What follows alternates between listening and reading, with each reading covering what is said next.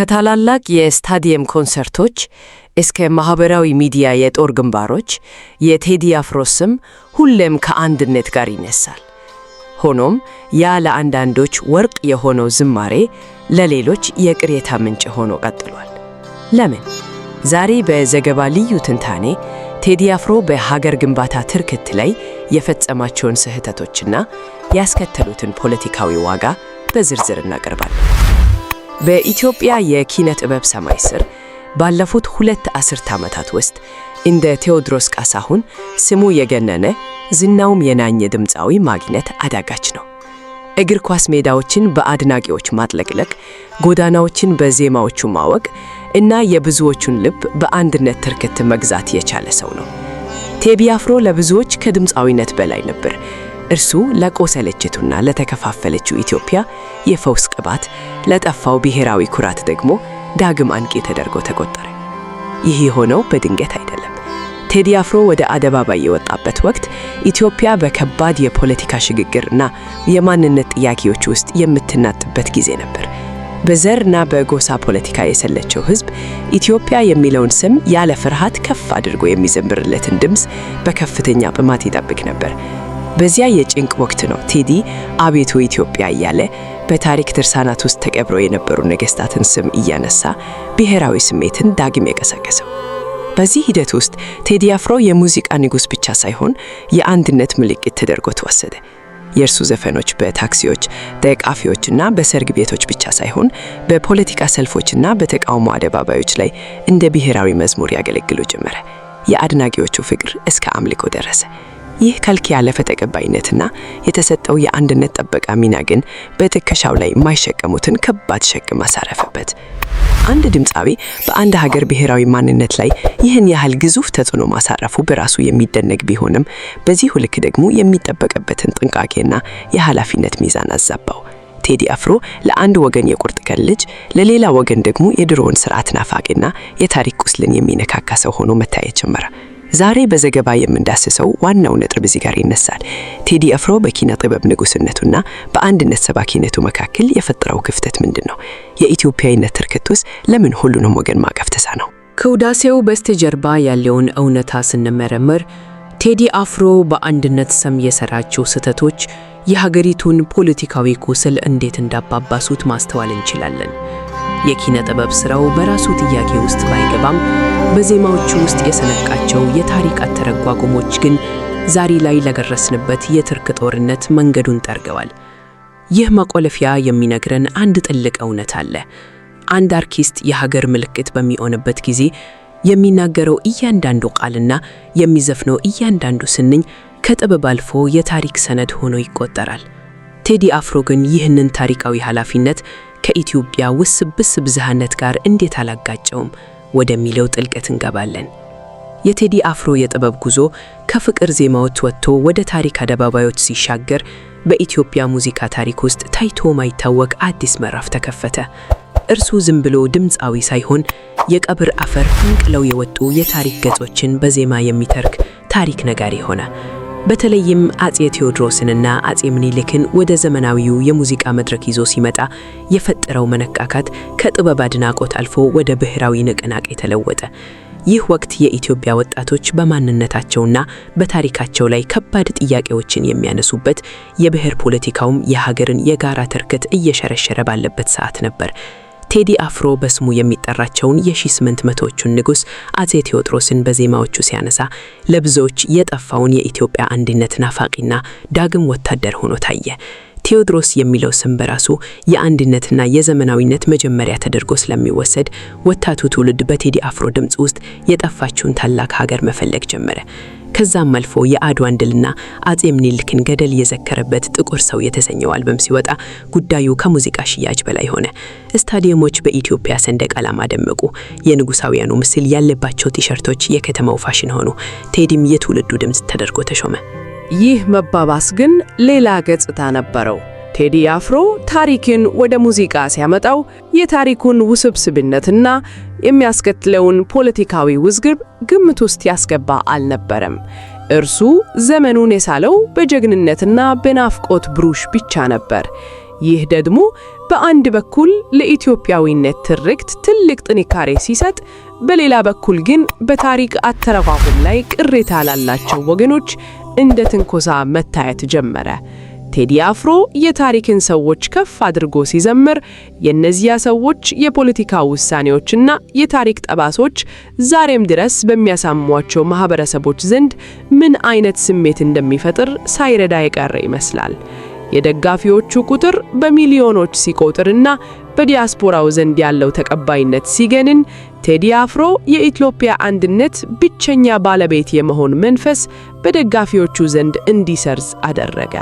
ይህ ስሜት ደግሞ ማንኛውንም የቴዲን ሥራ የሚተች ወይም የታሪክ አተረጓጎሙን የሚጠራጠር ወገን እንደ ጸረ አንድነት እንዲፈረጅ በር ከፈተ። የጥበብ ሥራው ወደ ፖለቲካዊ መሳሪያነት ተለወጠ። ቴዲ አፍሮ የኢትዮጵያን ታሪክ ወደ ዘመናዊው ትውልድ ማምጣቱ ትልቅ ስኬት ቢሆንም፣ ይህ ስኬት ግን የኢትዮጵያን ብዝሃነት ያላገናዘበና የአንድ ወገን ትርክትን ብቻ ያገነነ መሆኑ የኋላ ኋላ ለሚመጣው መቃቃር ትልቅ ክብሪት ሆነ። በዚህ የመባባስ ሂደት ውስጥ ነው ቴዲ አፍሮ ከድምፃዊነት ወደ ታሪክ አውጪ ደረጃ ከፍ ያለው። ሆኖም ይህ የዝና ማማ ላይ መውጣት ከስሩ የተቀበረውንና ገና ያልዳነውን የታሪክ ቁስል ቀስቅሶታል። የኢትዮጵያ አንድነት የሚገነባው በአንድ ወገን ጀግንነት ብቻ ሳይሆን በሁሉም ወገን ዕውቅና መሆኑን የዘነጋው የዚያ ወቅት መነቃቃት ዛሬ ለምንመለከተው የትርክት መላተም ዋነኛው መነሻ ሆኖ ተመዝግቧል። ያ ያሸበረቀው እና በሚሊዮኖች ድምፅ የታጀበው የአንድነት ዝማሬ ሳይታስብ ከባድ ግድብ ገጠመው።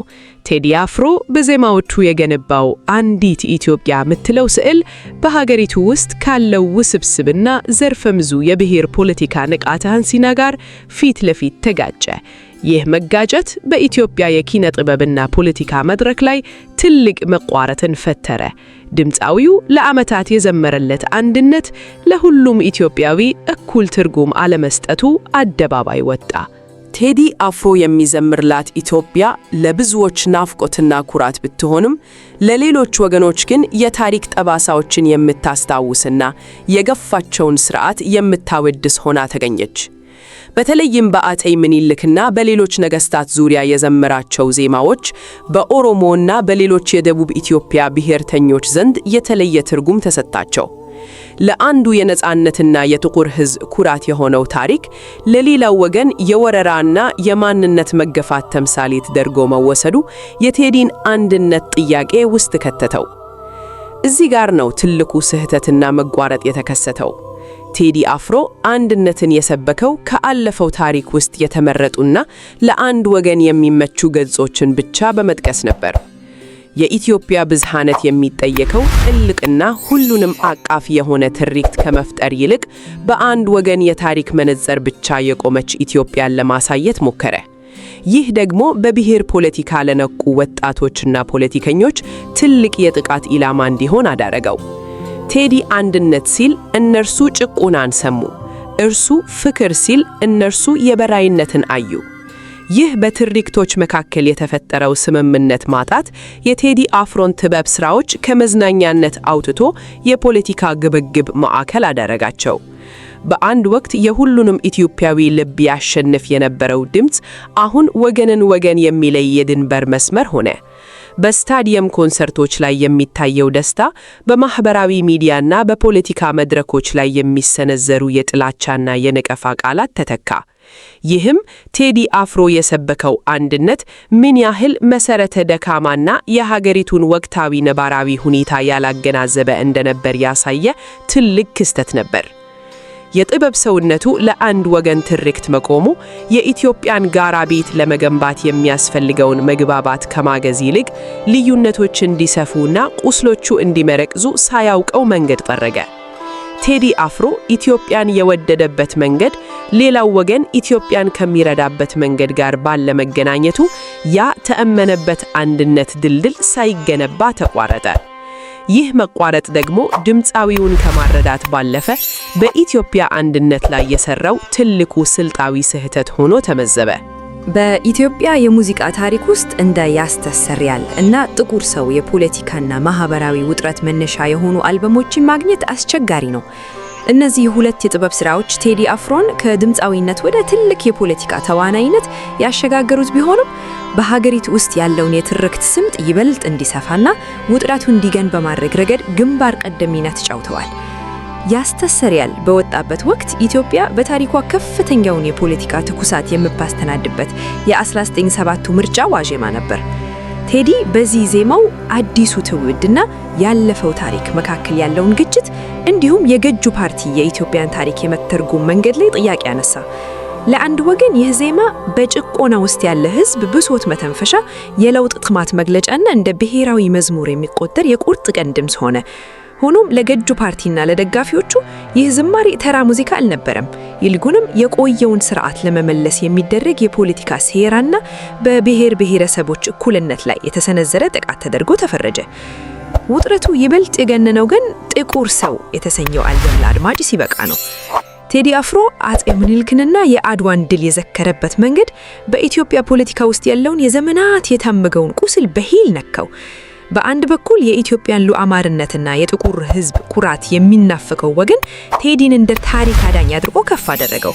በየጎዳኑና በየቤቱ ምኒልክ የሚለው ስም በድምቀት ተሰማ። ይህ ግን በሌላኛው ወገን ዘንድ በተለይም የታሪክ ተባሳው ገና ባልዳነላቸው ማህበረሰቦች ዘንድ እንደ ትልቅ ትምክህትና ንቀት ተቆጠረ። ይህ ውጥረት ቴዲ አፍሮን በሁለት እሳት መካከል ከተተው። በአንድ በኩል በሚሊዮኖች የሚቆጠሩ አድማጮቹ ንጉስ እያሉ ሲያነግሱት፣ በሌላ በኩል ደግሞ የብሔር ፖለቲካ አራማጆችና የመንግስት መዋቅሮች የአሃዳዊ ስርዓት ናፋቂ እና የአንድ ወገን ትርክት አቀንቃኝ በሚል ስልጣዊ የቅስቀሳ ጥቃት ስንዝሩበት ጀመሩ። ሙዚቃው ከስሜት መናጫጭነት አልፎ የመለያያ አጥር ሆነ። እዚህ ጋር ነው ግልጽ የሆነ የትርክት ግጭት የሚታየው። ቴዲ አፍሮ ለአንድነትና ለፍቅር ብሎ የዘፈኑ ስንኞች በተግባር ግን ጥላቻንና መጠራጠርን ያባበሱ። ጥቁር ሰው የሚለው ቃል ለአንዱ የነፃነት ተምሳሌ ሲሆን፣ ለሌላው ግን የታሪክ ግፍን የመደበቂያ ሽፋን ሆኖ ቀረበ። ይህ ውጥረት ቴዲ አፍሮ የገነባውን አንድነት ህልም ከባድ ፈተና ውስጥ የከተተ ሲሆን፣ የኢትዮጵያ ፖለቲካም በጥበብ ስም እንዴት ለሁለት ሊሰነጠቅ የሚችል የሆነው የክህደት ሆኖ ተመዝግቧል። ቴዲ የሰበከው ፍቅር በውጥረት ተተካ። ዝማሬውም ወደ ፖለቲካ ጦርነት አውድማነት ተለወጠ። በዝምታና በጨብጨባ ውስጥ ተዳፍኖ የቆየው እውነት የፈነዳው እዚህ ጋር ነው። ቴዲ አፍሮ በዜማዎቹ የገነባው የአንድነት ግንብ መሰረቱ ሁሉንም የማህበረሰብ ክፍሎች ያላካተተ መሆኑ በግልጽ አደባባይ ወጣ። ትልቁ የትርክት ፍንዳታ የተከሰተው ድምፃዊው የኢትዮጵያን ታሪክና አንድነት በአንድ ወገን መነጽር ብቻ ለመመልከት መምረቱና የሌሎችን ወገኖች የታሪክ ስብራት ችላ ማለቱ በተረጋገጠ ጊዜ ነው። ቴዲ አፍሮ በዜማዎቹ የሚተረካው ታላቋ ኢትዮጵያ ለብዙዎቹ የሀገሪቱ ክፍሎች በተለይም ለደቡብ፣ ለምዕራብ እና ለምስራቅ ህዝቦች የራሳቸው የሆነ ትርጉም አለው። እርሱ አፄ ምኒልክን የጥቁር ሰው ኩራት አድርጎ ሲስል፣ በደቡብና በኦሮሞ ማህበረሰብ ዘንድ ግን ያ ዘመን የወረራ፣ የማንነት መገፋትና የከባድ የታሪክ ጠባሳ ተምሳሌት ሆኖ ነው የሚታወሰው። ቴዲ ይህንን የቆሰለ የታሪክ ገጽ ችላ በማለት በአንድ ወገን ድል ላይ ብቻ የተመሰረተ አንድነትን ለመስበክ መሞከሩ ትልቁ ስልጣዊ ስህተቱ ነበር። ጥበብ የታሪክን ቁስልን የመፈወስ አቅም ቢኖራትም ቴዲ ግን ቁስሉን ከማከም ይልቅ ጨው የመነስነስ ያህል የሚቆጠር የታሪክ አተረጓጓሙን ተከተለ። እዚህ ላይ ነው የአንድ ወገን ትርክት የሚለው ትችት የሚበረታው። ቴዲ አፍሮ የሚዘምርላት ኢትዮጵያ ከሰሜኑ የነገስታት ታሪክና ባህል ያልዘለለች፣ የሌላውን ብህዛዊነት እንደ ጨማሪ እንጂ እንደ መሰረት የማትመለከት ሆና ተገኘች። አንድነትን እንደ ውህደት እንጂ እንደ ስምምነት አለመመልከቱ በብሔር ፖለቲካ ንቃተ ህሊና ውስጥ የነበረው ትውልድ ትልቅ የንቀት ምልክት ሆነ። ቴዲ የኢትዮጵያን አንድነት ለመጠበቅ የፈለገው ታሪክን ወደ ኋላ በመመለስ እንጂ የወደፊቱን የጋራ ዕጣ ፈንታን አርቆ በመመልከት አልነበረም። ይህ የትርክት ፍንዳታ የፈጠረው ውጤት ደግሞ ከባድ ነው። ቴዲ አፍሮ በአንድነት ስም የዘፈናቸው ዘፈኖች በተቃራኒ የብሔር ፖለቲካ አቀንቃኞች ተከታዮቻቸውን ለማሰባሰብና ተገፍተናል የሚለውን ስሜት ለማጠናከር እንደ ማረጋገጫ ተጠቀሙባቸው። እዩት፣ የእናንተን ስቃይና የታሪክ በደልን የማይቀበል ይልቁንም የገፋችውን ስርዓት የሚያወድስ ጥበብ ነው ያለው የሚለው ፕሮፓጋንዳ በሰፊው እንዲሰራጭ መንገድ ጠረገ። ቴዲ አፍሮ በታሪክ አተረጓጓሙ ላይ የሰራው ይህ ጥንቃቄ የጎደለው ስህተት የኢትዮጵያን አንድነት በሐሳብ በላይነት ሳይሆን በጋራ መግባባት ላይ መቆም እንዳለበት ትልቅ ትምህርት የሰጠ ክስተት ሆኗል። በመጨረሻም ቴዲ አፍሮ የኢትዮጵያን ታላቅነት በዜማ ቢገልጽ የታላቅነቱ ዋጋ ግን በሁሉም ወገን ደምና እንባ የተከፈለ መሆኑን ዘንግቶታል። ይህ የመዘንጋት ስህተት ደግሞ ዛሬም ድረስ በኢትዮጵያ ፖለቲካ ውስጥ ለሚታየው የትርክት ጦርነት አንዱና ዋነኛው ማገዶ ሆኖ ቀጥሏል። የኪነ ጥበብ ሰውነቱ ሁሉንም አቃፊ መሆን ሲገባው የአንድ ወገን የታሪክ ጠባቃ ሆኖ መታየቱ በኢትዮጵያ አንድነት ግንባታ ላይ የፈጠረው ስንጥት ቀላል የማይባል ነው። የቴዲ አፍሮ የታሪክ አተረጓጎም ስህተት በሙዚቃው ዓለም ብቻ ተወስኖ አልቀረም። ይልቁንም በኢትዮጵያ ማህበራዊና ፖለቲካዊ መስተጋብር ላይ ሰፊና ጥልቅ የሆነ አስተጋባን ጥሎ አልፏል። ይህ ተጽዕኖ ዛሬም ድረስ በሀገር ውስጥና በዓለም አቀፍ ደረጃ በሚኖረው የኢትዮጵያ ዲያስፖራ ዘንድ በግልጽ የሚታይ ስምጥ ፈጥሯል። የቴዲ አፍሮ ዝማሬዎች ለአንዱ ወገን የጥንካሬና የመመኪያ ምንጭ ሲሆኑ፣ ለሌላው ግን የታሪክ ግፍን የማደሻና የማስታወሻ መሳያ ሆነው መገልገላቸው የጥበብንና የፖለቲካን ትስስር አዲስ መልክ አስይዞታል። ይህ ሂደት በኢትዮጵያ የጥበብ ሰዎች ላይ የጣለው ሸክም እጅግ ከባድ ነው።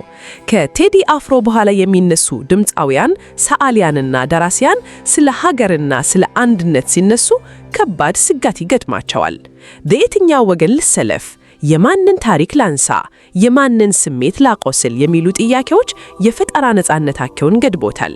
ጥበብ የሁሉንም ኢትዮጵያዊ ስሜት፣ ስቃይ እና ድል እኩል ማስተናገድ ካልቻለች ከፈውስነቷ ይልቅ መርዘኝነቷ እንደሚያይል የቴዲ አፍሮ ተሞክሮ ትልቅ ትምህርት ሆኗል። ዛሬ ብዙ አርቲስቶች ከብሔራዊ ጉዳዮች ይልቅ ወደ ግል ስሜቶችና ወደ ላዩ ላይ የፍቅር ዜማዎች እንዲሸሹ ያደረጋቸው ያ በቴዲ አፍሮ ወቅት የተፈጠረው የትርክት ጦርነት ያስከተለው ጠባስ ነው። በዓለም አቀፍ ደረጃ በሚኖረው የኢትዮጵያ ዲያስፖራ ዘንድም የዚህ ስህተት አስተጋባ ጎልቶ ይታያል። በዋሽንግተን ዲሲ፣ በለንደን ወይንም በኦስሎ በሚካሄዱ የቴዲ አፍሮ ኮንሰርቶች ከሙዚቃ ምሽትነት አልፈው የፖለቲካ አቋም መግለጫ መድረኮች ሆነዋል። በአንድ በኩል በኢትዮጵያዊነት ስም የሚሰባሰቡ ወገኖች ቴዲን እንደ ብሔራዊ ምልክት ሲያከብሩት፣ በሌላ በኩል ደግሞ የብሔር ፖለቲካን የሚደግፉ ወገኖች ኮንሰርቱ እንዳይካሄድ ተቃውሞ ሲያደርጉና ሲያደናቅፉ ይታያል። ይህ ክፍፍል ዲያስፖራው በጋራ ሀገራዊ ጉዳዮች ላይ እንዳይተባበርና በስሜት እንዲራረቅ በማድረግ ረገድም ራሱን የሆነ አሉታዊ ድርሻ በርትቷል። ከዚህም በላይ የቴዲ አፍሮ የአንድነት ትርክት በጎረቤት ሀገራትና በዓለም አቀፍ ታዛቢዎች ዘንድ የኢትዮጵያ ብሔርነት በአንድ ወገን ብቻ ተወስኖ እንዲታይ ያደርጎታል። ኢትዮጵያ የብዙ ቋንቋዎች፣ የብዙ ባህሎች እና የብዙ ታሪክ ትርክቶች ሀገር መሆኗ ታውቆ በጥበብ በኩል የሚወጣው ድምጽ ግን አንዱን ወገን ብቻ የሚያገን ሆኖ መገኘቱ የሀገሪቱን ገጽታ አዛብቶታል። ጥበብ ሁሉንም የማታቅፍ ከሆነ የፖለቲካ ክፍፍልን ከማጥበብ ይልቅ አጥርን የማተር ስራ ትሰራለች።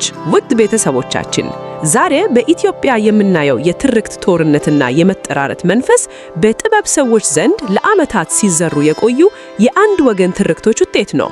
ቴዲ አፍሮ በኢትዮጵያ አንድነት ላይ የሰራው ስህተት አንድነትን እንደ ወጥ ግንባታ እንጂ እንደ ብዝሃነት ስብስብ አለማየቱ ነው። ይህ ደግሞ በሀገር ውስጥና በውጭ ለሚኖሩ ኢትዮጵያውያን ለጋራ መግባባት ትልቅ እንቅፋት ሆኖ ቆይቷል። አሁን ጥያቄው ያለው ከዚህ ስህተት ተምረን ሁሉንም ኢትዮጵያዊ እኩል የምታቅፍ ጥበብን እንዴት መፍጠር እንችላለን የሚለው ላይ ነው።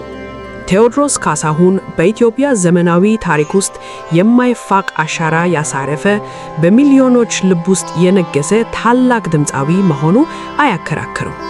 ሆኖም የእርሱ ታሪክና ጥበብ አንድ ትልቅ እውነትን ያስገነዝበናል። ሀገር ከአንድ ድምፃዊ ዝማሬ፣ ከአንድ ወገን ትርክትና ከስሜታዊ አምልኮ በላይ መሆኗን ነው።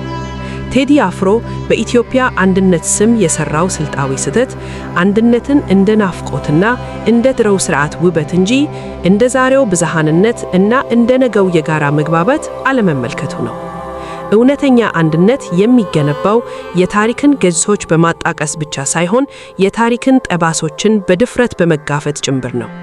ጥበብ የሁሉንም ኢትዮጵያዊ ስቃይና ደስታ እኩል ማስተናገድ ካልቻለች የአንድ ወገን መዝሙር ሆና ትቀራለች። ወደፊት የምትገነባው ኢትዮጵያ የቴዲ አፍሮን ያስተሰርያል ብቻ ሳይሆን የሌሎችንም ወገኖች የፍትህና የእውቅና ጥያቄ በአንድ ማዕድ ላይ ማስተናገድ ይኖርባታል። ጥበብ ሰዎችም ቢሆኑ ከታሪክ ወገንተኝነት ወጥተው ለሁለንተናዊ እውነትና ለጋራ ሰላም የሚቆም ትርክት የመፍጠር ኃላፊነት አለባቸው። ቴዲ አፍሮ የፈጠረው መነቃቃት ለኢትዮጵያዊነት ትልቅ ግብዓት ቢሆንም ያ መነቃቃት ግን ሌላውን ወገን ያላገለለና ያላሳቀቀ መሆኑን የማረጋገጥ ግዴታ ነበረበት። አርቲስቱ በዝምታውና በዜማዎቹ ውስጥ የሰነቀው የአንድ ወገን አቋም ዛሬ ለደረስንበት የፖለቲካ ንትርክና መከፋፈል ሳያውቀው የራሱን አስተዋጽኦ አድርጓል። ከዚህ የምንማረው ትልቁ ቁም ነገር የሀገር አንድነት በጥበብም ሆነ በፖለቲካ ሲሰበክ መሰረቱ እኩልነትና እውቅና መሆን እንዳለበት ነው። የቆሰለውን የታሪክ ገጽ ሳይፈወስ ስለ አንዲት ሀገር መዘመር ውጤቱ በጥርጣሬ የተሞላ ትውልድ መፍጠር ብቻ ይሆናል። አሁን ኢትዮጵያ የምትፈልገው የቴዲ አፍሮን ድምጽ ብቻ ሳይሆን የሁሉንም ልጆች ድምጽ በአንድነት የሚያቀናጅ አዲስ የሙዚቃ ቅኝብ ነው። ይህ ቅኝብ ደግሞ የሚጀመረው የታሪክን ስህተት በመቀበል የሌላውን ህመም በመረዳት እና ለሁላችንም የምትሆን የጋራ ሀገር ለመገንባት በምናደርገው ጥረት ነው። ቴዲ አፍሮ የራሱን የታሪክ ምዕራፍ ጽፏል።